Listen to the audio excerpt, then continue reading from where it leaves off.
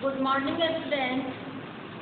आज क्लास 6 में संस्कृत में लेसन 6 की पढ़ाई होने जा रही है। षष्ठ लेसन में पाठ का नाम है अम्लानि सन्ति द्राक्षाफलानि। द्राक्षाफल माने होता है अंगूर की बेल।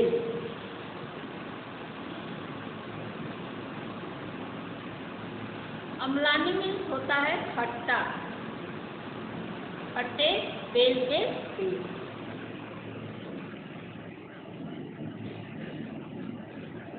पाठ है आप लोग का। इसमें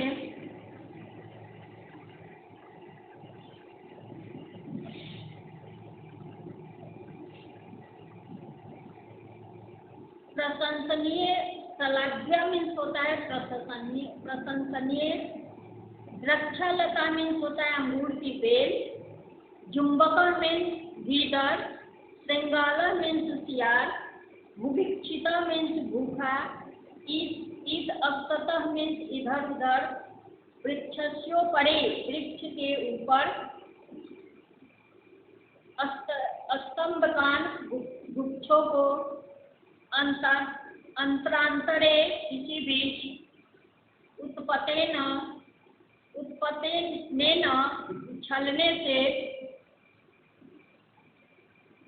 उद्यमेन परिश्रम से। पौन पुण्येन बार बार। श्रांतो अभवत थक गया। अम्लानि मीन्स खट्टे। अनयंत्र मने और कहा। तो ये थे आपके कुछ इम्पोर्टेंट वर्ड मीनिंग। अब है कहानी कि कस्मिंश्चित् बने एक सलाध्य वृक्ष आते। किसी वन में एक प्रशंसनीय वृक्ष था। सलाध्य में प्रशंसनीय, प्रशंसा करने लायक वृक्ष था। तस्योपरि द्राक्षालता आरूढ़ा। उसके ऊपर अंगूर के लत्तर जो है, बेल जो है, फैले हुए थे, आरूढ़ से चढ़े हुए थे। तत्र एक लुब्धको नाम जुम्बक औसत। वहाँ एक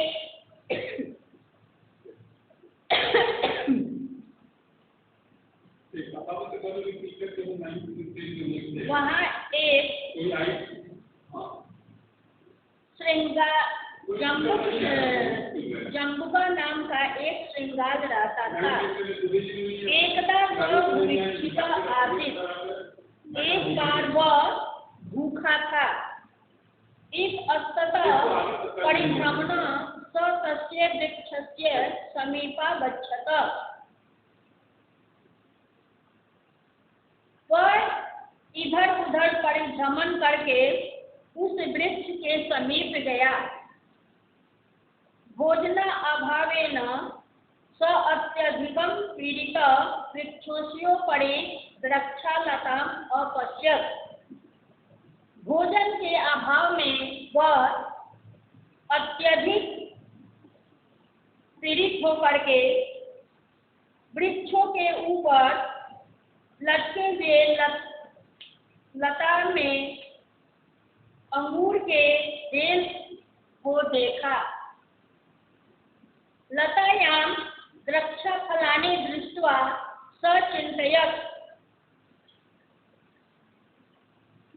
लताओं में अंगूर के फलों को देखकर वह चिंतित हुआ। उच्चतोड़यं द्राक्षा मंडपम। उसको तोड़ने के लिए वह ऊंचाई पर कूदा। अहम केन प्रकारेण एताति भक्ष्येयम्। हम किस प्रकार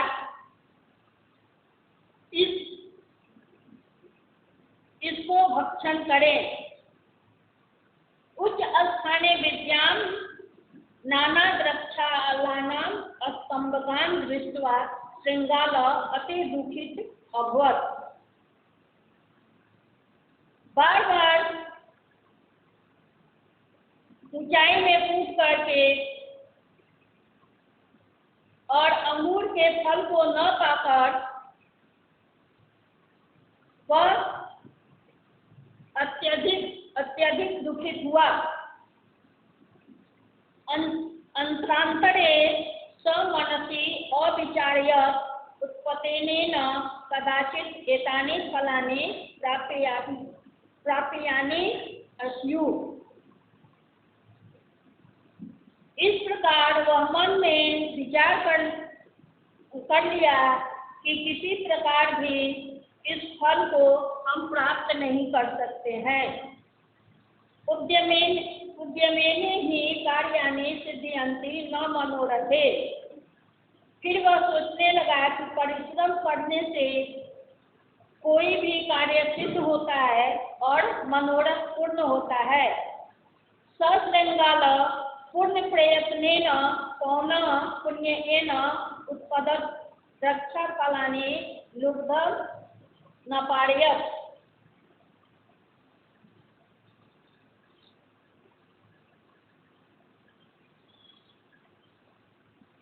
इसी बीच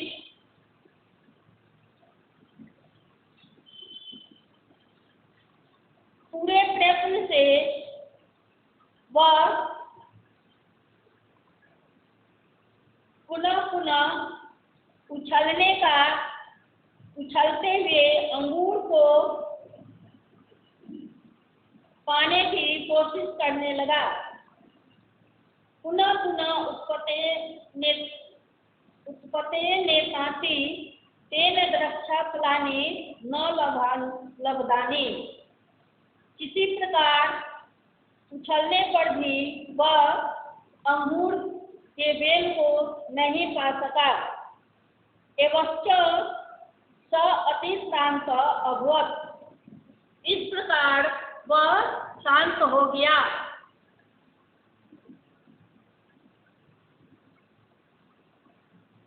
तानि प्राप्तुं शक्यानि मत्वा श्रृंगाल दक्षाफलानि अनिंदत। इस प्रकार जब वह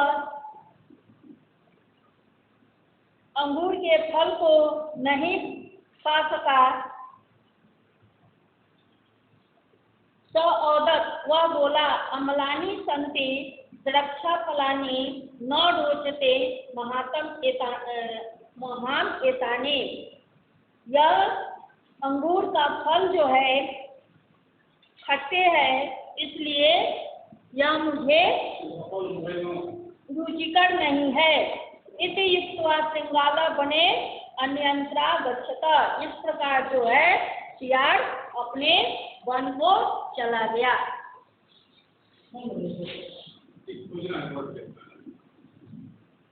धन्यवाद। ये 6th लेसन कंप्लीट हो गया आप लोग का।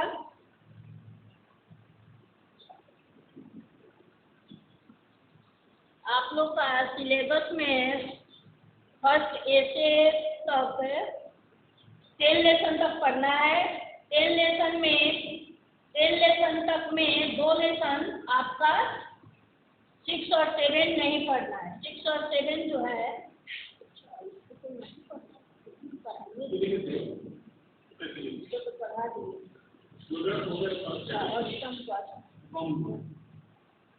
आप लोग के सिलेबस के अनुसार 6 लेसन नहीं पढ़ना था, फिर भी मैं इसको कंप्लीट कर दी। 1, 2, 3, 4, 5 के बाद 6, 7 नहीं पढ़ना है। 8, 9, 10 ये 3 लेसन जो है आप लोगों को पढ़ना है। ये 3 लेसन की पढ़ाई होगी और इसके बाद से आप लोग का सब्जेक्टिव एग्जाम होगा। धन्यवाद।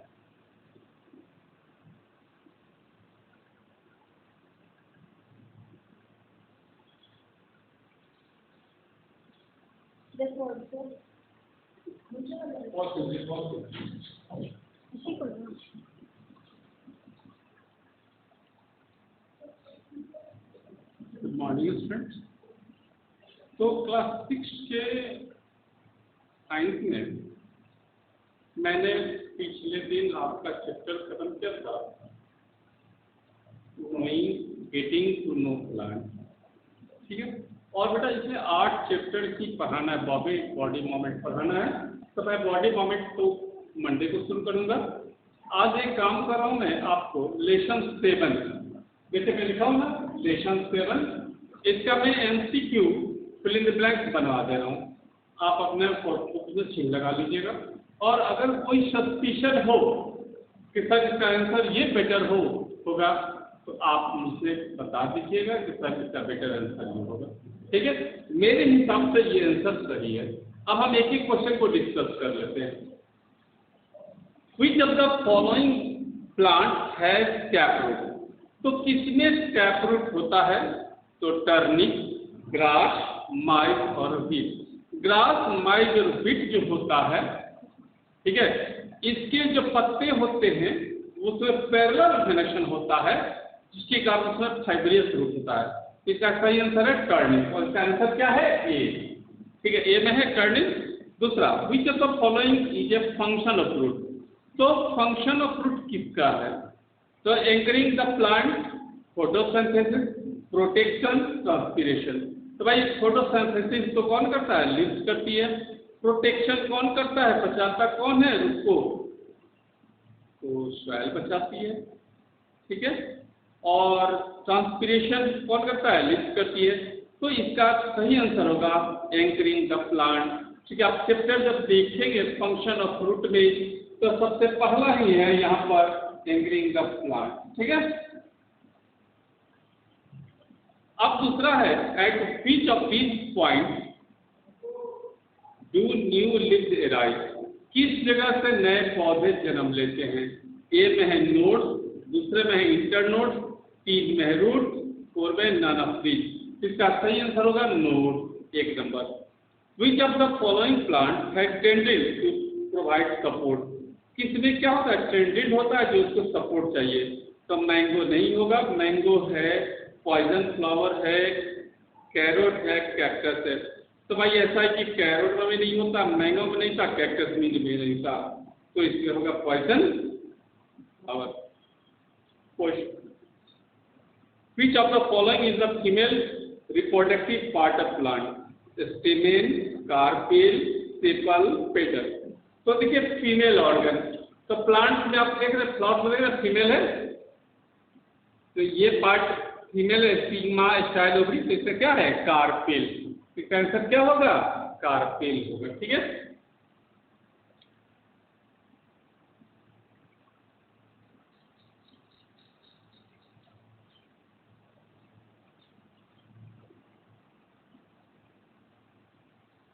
इसका आंसर क्या होगा? कार्पेल, ठीक है।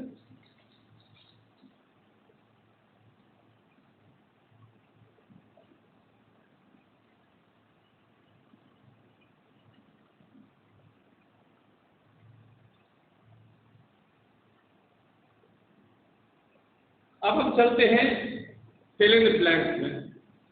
फिल इन द ब्लैंक्स में that is the reproductive organ of plant. तो रिप्रोडक्टिव ऑर्गन कौन है प्लांट का? इसमें है flower. That is the male reproductive part of the flower. तो इसमें होगा फीमेल।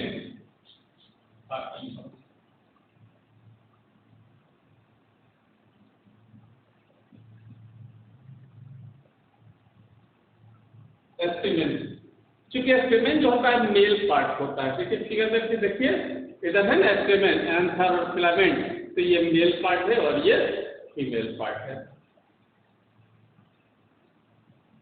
ठीक है।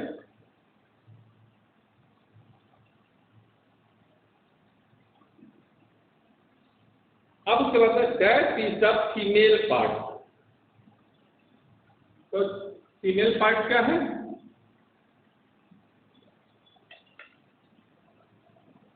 फीमेल पार्ट होगा कार्पेल,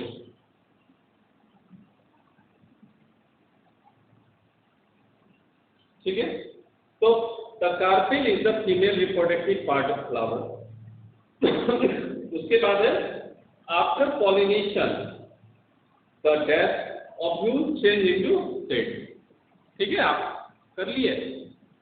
अब हम चलते हैं इसमें, ये मैचिंग में। तो मैचिंग में डोडर जो होता है ये पैरासिटिक रूट होता है। ठीक है, बम्बू का क्या है, क्रॉप फ्रूट।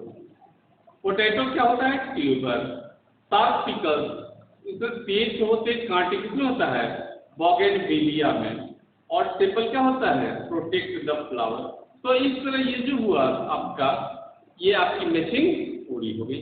ठीक है, अब answer the short type question. ये तो भाई नोट्स वगैरह ऑफिस करेंगे अलाउ तो मैं नोट्स बना दूंगा, अदरवाइज फिर आप अपना से लिख लीजिए। इसके बाद हम एक काम करते हैं,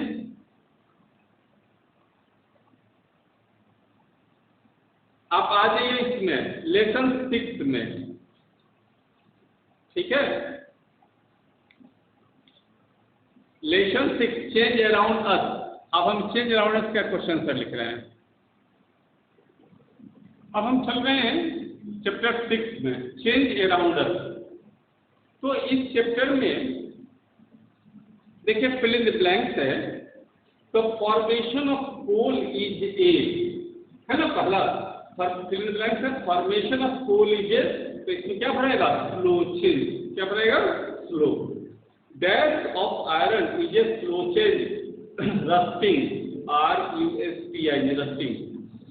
In a dash change, no new substance is formed and we get back the original substance. इसमें भरेगा reversible.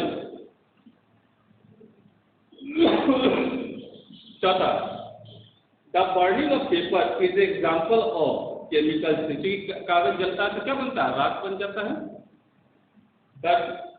The gas show maximum expansion where solid show minimum. तो इसमें क्या पढ़ेगा, पहले में गैस पढ़ेगा और दूसरे में सॉलिड। ट्रू फॉल्स में है, melting of chocolate is reversible change. True, भाई चॉकलेट अगर पिघल गया उसके बाद फ्रिज में रख दो तो फिर वो क्या होगा, नेट से क्या जाएगा। Burning of candle is a physical change. भाई बर्निंग तो केमिकल है, मेल्टिंग जो वैक्स का वो फिजिकल चेंज है। तो ये फॉल्स हो गया। ठीक है, दूसरा नंबर फॉल्स। तीसरा नंबर क्वेश्चन करें कि breaking of glass is reversible change. Glass को अगर हम तोड़ देते हैं तो क्या रिवर्सेबल है, नहीं। तो फिर से वापस ये फिर से वापस आएगा, इसलिए ये आंसर सही है। Hardening of the cement is physical change. Cement जब हार्ड हो जाते हैं, सीमेंट कुछ रख देते हैं हार्ड हो जाती है, तो वो फिजिकल चेंज है, नहीं, वो केमिकल चेंज है, इसलिए ये क्या है, फॉल्स है। Stretching of cloth is a chemical change, नहीं, ये फॉल्स है। अब देखिए फिल इन द ब्लैंक्स, हम इधर लिख दिए, सॉरी नेम द फॉलोइंग इधर लिख दिया है। A change in which basic composition of substance does not change। ऐसा चेंज जिसमें कोई बेसिक चीज नहीं चेंज होता है तो है फिजिकल चेंज। दूसरा है a change during which the composition of substance change, जिसमें सब्सटेंस का कंपोजिशन चेंज होता है वो है chemical change. 3 state of matter, solid, liquid and gas, solid, liquid and gas. और चौथा एक्सपेंशन। जब किसी चीज को हम गर्म करते हैं तो उसकी पार्टिकल में एनर्जी होती है और उस एनर्जी के कारण वो मूव करते हैं, इसको हम क्या कहते हैं, एक्सपेंशन कहते हैं। तो भाई ये 2 चैप्टर का हम ऑब्जेक्टिव करा दिए, और होगा तो 2 चैप्टर, एक काम करेंगे हम अगला चैप्टर को शुरू करेंगे और देखते हैं जिससे मौका मिलता है 2 चैप्टर और हम आपको करा देंगे ऑब्जेक्टिव। ठीक है, और अगर लगता है आपको कि ऑब्जेक्टिव में भी कहीं प्रॉब्लम है तो आप कर लीजिएगा, हमको बता दीजिएगा, सर ये सही है। ठीक है, ये मिस्टेक तो किसी से भी होती है। बस आज के लिए इतना ही, thank you. Good morning students. आज क्लास 6 के लिए understanding elementary test 2D and 3D figure, ये लेसन 6 है। और इस लेसन में हम आपको एलिमेंट्री सेट्स के बारे में जानकारी देंगे। 2D और 3D। 2D it means 2 dimensional set और 3D it means 3 dimensional set. अब ये क्लियर कर देना जरूरी है कि 2D फिगर क्या है और 3D फिगर क्या है। 2D फिगर का मीनिंग हुआ कि जिसमें लेंथ और ब्रेथ, ओनली लेंथ और ब्रेथ, और थ्री डायमेंशनल फिगर का मतलब हुआ लेंथ भी हो, ब्रेथ भी हो और हाइट भी हो। तो इस तरह के फिगर की चर्चा हम इसमें करेंगे। इससे पहले हम सबसे पहले एक टॉपिक को लेकर चलते हैं, क्योंकि प्रीवियस चैप्टर में हम लोग इस कंसेप्ट को जाने हैं कि लाइन सेगमेंट क्या है, और लाइन सेगमेंट के बारे में डिफरेंट शेप इत्यादि के बारे में भी हम लोग जाने हैं। तो सबसे पहले हम लोग लाइन सेगमेंट की चर्चा करेंगे। लाइन सेगमेंट में यहाँ पर जो फर्स्ट टॉपिक है वो है लाइन सेगमेंट। ये लाइन सेगमेंट क्या है? जैसे डेफिनेशन में आपको बताया गया था, a line segment is the fixed portion of a line. अगर एक लाइन है और उस लाइन पर एक फिक्स पर्सन है तो वो लाइन सेगमेंट होगा। जैसे एग्जांपल के तौर पर हम आपको लेते हैं, ये आपका लाइन है, ठीक है, और यहाँ पर एक पॉइंट देते हैं और यहाँ पर एक पॉइंट देते हैं। इसका हम क्वेश्चन करेंगे ए और इसका करेंगे बी। तो ये जो पर्सन है वो लाइन सेगमेंट कहलाता है, ठीक है। तो इसमें जो पोजीशन होता है लाइन सेगमेंट का, जो लेंथ होता है वो फिक्स होता है। This makes it possible to measure a line segment is the measure of the each line segment is a unique number called length. अब लाइन सेगमेंट का मेजरमेंट करने के लिए एक टॉपिक आता है, जो न्यू नंबर है, उसको हम कहते हैं लेंथ। यानी किसी लेंथ का, किसी भी लाइन सेगमेंट का जो लेंथ है उसका मेजरमेंट हम कैसे करेंगे, इसके बारे में हम आपको बताएंगे।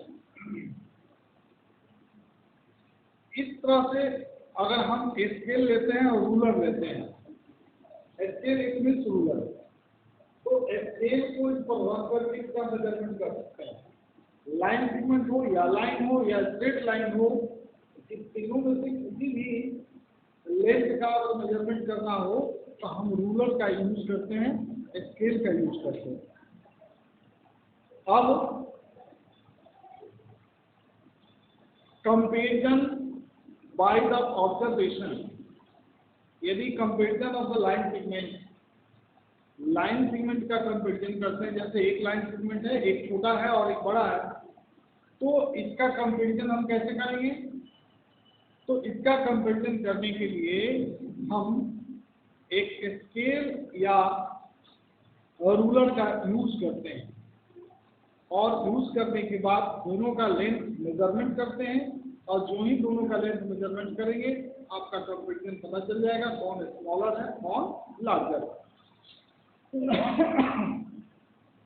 तो लाइन सेगमेंट का जो मेजरमेंट है वो इंस्ट्रूमेंट, जो बॉक्स का जो डिवाइडर होता है उस डिवाइडर का यूज करते हैं। डिवाइडर से उसको माप लेते हैं, डिवाइडर से मापने के बाद स्केल पर उसको रख करके उसका मेजरमेंट करते हैं। अगर एग्जैक्ट मेजरमेंट करना हो तो इंस्ट्रूमेंट बॉक्स का डिवाइडर का यूज करते हैं, और डिवाइडर के यूज से आपका जो लाइन सेगमेंट का मेजरमेंट होगा वो पक्का होगा, वो सटीक होगा, करेक्ट होगा। तो इस चीज का हमने यूज किया। अब आते हैं कि different types of line segment, है ना। लाइन सेगमेंट, अगर क्वेश्चन आपसे किया जाए कि हाउ मेनी लाइन सेगमेंट्स कितने होते हैं, तो आप थोड़ा सा सोचेंगे, लेकिन मैं आपको बता रहा हूँ, बुक में भी आपका दिया हुआ है कि different types of line segment. इसमें पहला होता है पैरेलल लाइन। अब पैरेलल लाइन के बारे में हम आपको बताते हैं। पैरेलल लाइन, यहाँ पर a pair of lines having equal perpendicular distance between them everywhere are called parallel line.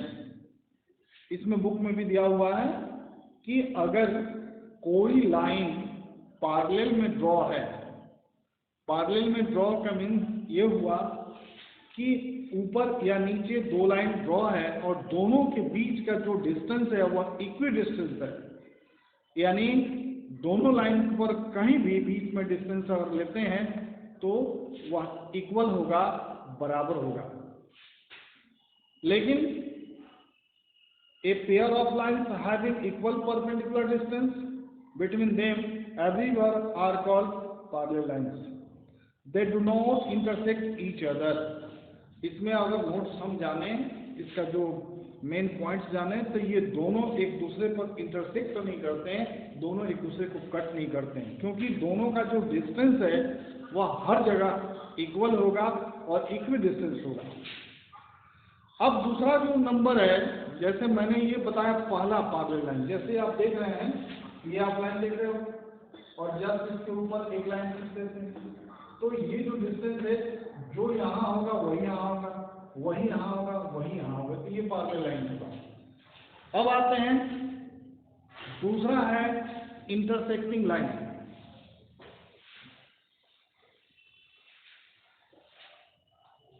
Second number में है इंटरसेक्टिंग लाइन। इंटरसेक्टिंग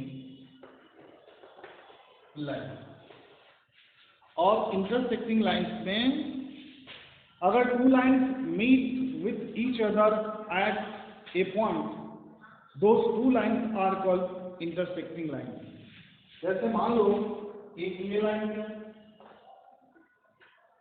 और ये लाइन है, दोनों का मीट पॉइंट कौन हुआ? अगर यह ए बी है और यह सी बी है तो मीट पॉइंट ये हुआ, तो ये कहलाता है इंटरसेक्टिंग लाइन। दूसरा है परपेंडिकुलर लाइन, जैसे एक लाइन है और उस पर दूसरा आकर के मिल जाता है ना, यानी यहाँ पर जो एंगल होगा वो 90 डिग्री का बनता है, यहाँ भी एंगल 90 डिग्री का, यहाँ भी 90 डिग्री का और यहाँ भी 90 डिग्री का, तो ये लाइन कहलाता है परपेंडिकुलर लाइन। कौन लाइन? Perpendicular line. अब परपेंडिकुलर लाइन, इंटरसेक्टिंग लाइन आपको बता दें और ये परपेंडिकुलर लाइन आपको बता दिया। अब ये दोनों के बारे में हम बता दें। When two lines intersect each other at the 90 degree, अगर टू लाइन्स हैं और आपस में इंटरसेक्ट करता है और दोनों एक 90 डिग्री पर कट करता है, 90 डिग्री पर इंटरसेक्ट करता है, तो the two lines are called perpendicular line. दोनों लाइन को हम कौन लाइन कहेंगे? Perpendicular line. अभी थोड़ा देर पहले आपको इंटरसेक्टिंग लाइन की चर्चा मैंने किया। If two lines meet with the each other at a point, अगर दो लाइन किसी खास पॉइंट पर मिलते हैं तो वो दोनों लाइन इंटरसेक्टिंग लाइन कहलाएगा।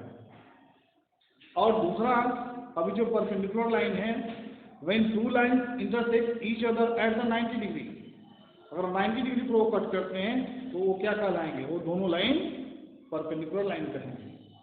तो इस तरह से हम अभी पैरेलल लाइन के बारे में जाने, इंटरसेक्टिंग लाइन के बारे में जाने, परपेंडिकुलर लाइन के बारे में जाने। अब आपका एक्सरसाइज शुरू होता है 6.1। इस 6.1 में जो मेन क्वेश्चन है वो आपको हम बताने जा रहे हैं, इसको ध्यान से देखेंगे। एक्सरसाइज है 6.1। इसमें जो फर्स्ट क्वेश्चन है, क्योंकि यह ज्योमेट्री है और इस ज्योमेट्री में इंस्ट्रूमेंट बॉक्स की जरूरत पड़ेगी, तो बिना लाइन सेगमेंट लाइन ड्रॉ किए हम इसको नहीं पढ़ सकते। तो यहाँ पर जो फर्स्ट क्वेश्चन है इसमें बता रहा है कि look at the following line segment X Y line segment है। तो इसमें write the step to construct a line segment AB that is congruent to XY using a divider. अब इसमें क्वेश्चन क्या है कि एक लाइन सेगमेंट ड्रॉ किया गया है, पहले से बुक में दिया गया है, और उसमें उसका मेजरमेंट करके एक दूसरा लाइन सेगमेंट ड्रॉ करना है उसके पैरेलल, है ना। जैसे यहाँ एक्स वाई है तो वैसे ही आप एम एन भी पैरेलल कर सकते हो। जैसे मान लो यहाँ पर दिया हुआ है एक लाइन ऑलरेडी, है ना, उसका वैल्यू दिया हुआ है एक्स और वाई, और इसके ठीक पैरेलल में, इसके पैरेलल में हम लाइन ड्रॉ करेंगे।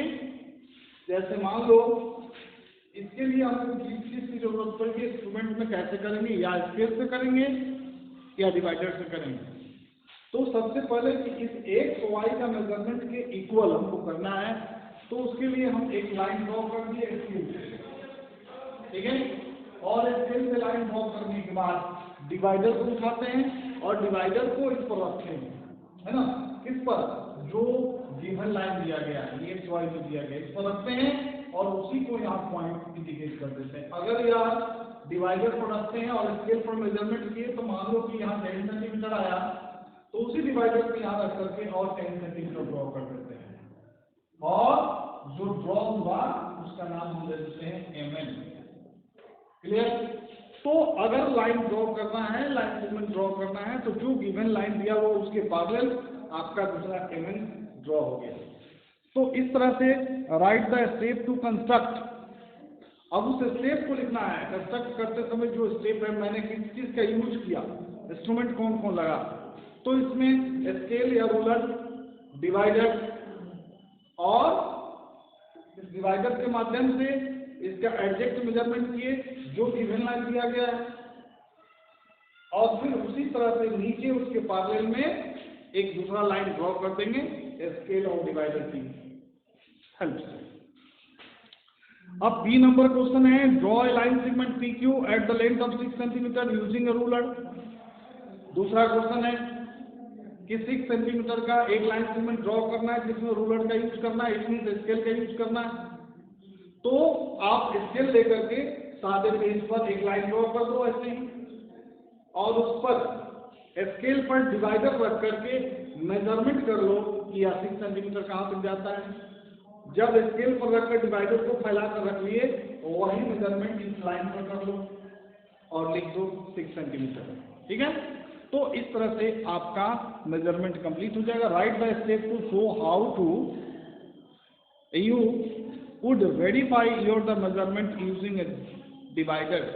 इसमें जो डिवाइडर का यूज हुआ उसको कैसे तुम यूज किए, है ना, तो इसके बारे में आपको लिखना होगा कि कैसे हम यूज किए और यह कैसे ड्रॉ हुआ।